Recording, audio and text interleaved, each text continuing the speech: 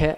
और आज मैं बात करूंगा भारत माता के एक ऐसे सच्चे सपूत, एक ऐसे वीर बलिदानी योद्धा की, जिन्होंने वर्ष 1971 की लड़ाई में पाकिस्तान के सैनिकों के नाकों चने चबवाने का काम किया, पाकिस्तान के सैनिकों के दांत खट्टे करने का काम किया और पाकिस्तान को उसकी औकात दिखाने का काम किया। वर्ष 1971 की भारत पाकिस्तान की लड़ाई में इन्होंने अग्रणी भूमिका का निर्वाह किया। साथियों, मैं रविंद्र सिन्हा आप सभी का स्वागत करता हूं और इस वक्त मैं बात कर रहा हूं लांस नायक परमवीर अल्बर्ट एक्का की। जी हां, लांस नायक परमवीर अल्बर्ट एक्का एक ऐसे शख्सियत जिनका जन्म झारखंड राज्य के गुमला जिले के चैनपुर प्रखंड के जारी गांव में हुआ था। साथियों, आज के समय में देखा जाए तो ऐसे अनेक वीर योद्धाओं से भरी पड़ी इस गुमला जिले की धरती, इस झारखंड की धरती में एक चमकता हुआ सितारा, एक ऐसा चमकता सितारा, एक ऐसा प्रेरणा स्रोत जिनका नाम है परमवीर अल्बर्ट एक्का। आज निस्संदेह वो हमारे बीच नहीं है, लेकिन उनके द्वारा किए गए कारनामे,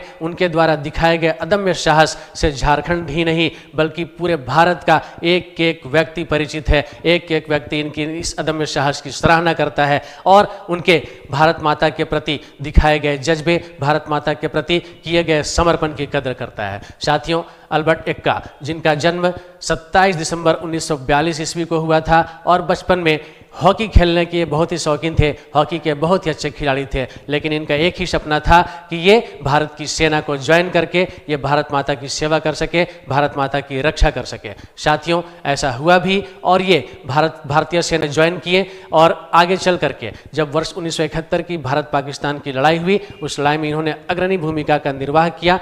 उस वक्त जब पाकिस्तान की सेना हमारी भारतीय सेना के ऊपर कहीं ना कहीं हावी हो रही थी, इन्होंने अपनी अदम्य साहस और देशभक्ति का परिचय देते हुए हमारे अनेक भारतीय सैनिकों के जीवन की रक्षा करने का काम किया। साथ ही साथ इन्होंने पाकिस्तान के सैनिकों को भी ढेर करने का काम किया और उनकी इस अदम्य साहस, अदम्य देशभक्ति को देखते हुए मरणोपरांत इन्हें परमवीर चक्र से सम्मानित किया गया। परमवीर चक्र एक ऐसा सम्मान जिससे बढ़कर सेना में और कोई भी सम्मान नहीं है।